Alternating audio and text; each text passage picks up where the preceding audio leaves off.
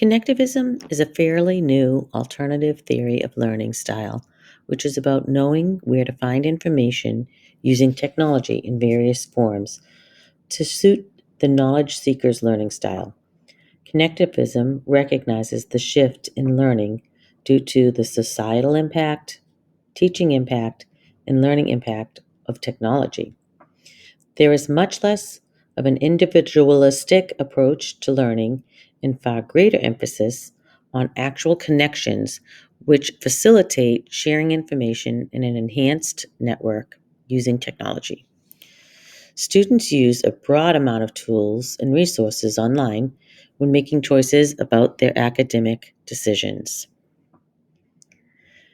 Connectivism was first discussed and evolved in the blogosphere in 2005 by George Siemens and Stephen Downes, who collaboratively questioned how information was and is being distributed during this digital age.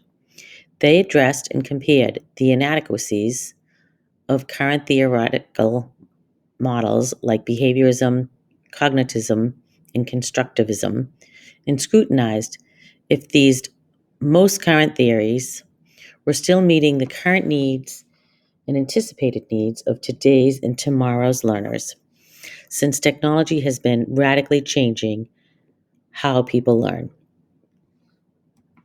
In connectivism, knowledge is distributed across networks where connections and connectedness inform learning. Heavily grounded in technology, connectivism is a learning theory based on acquisition of knowledge focused on the future, not the past. This is a quote by George Siemens, 2012.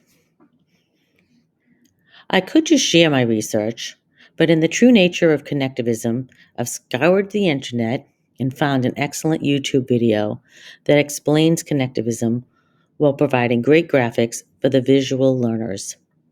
Please take a couple of minutes to view another's perspective on connectivism.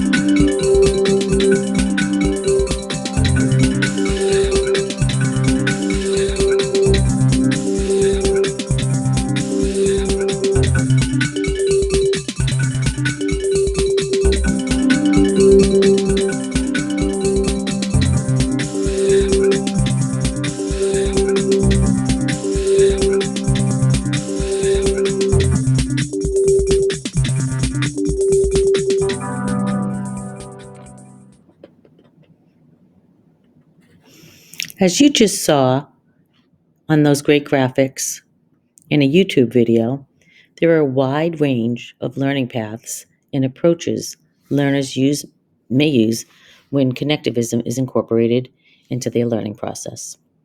Learners can acquire interdisciplinary connections through multiple knowledge domains, such as blogs, browsers, newspaper articles, databases, lectures, documentaries, informational videos, YouTube, Twitter, and other information sharing and social media apps. Additionally, an organization and reader viewer comments are all paths to connect the researched information to knowledge, which is already somewhat available to the learner.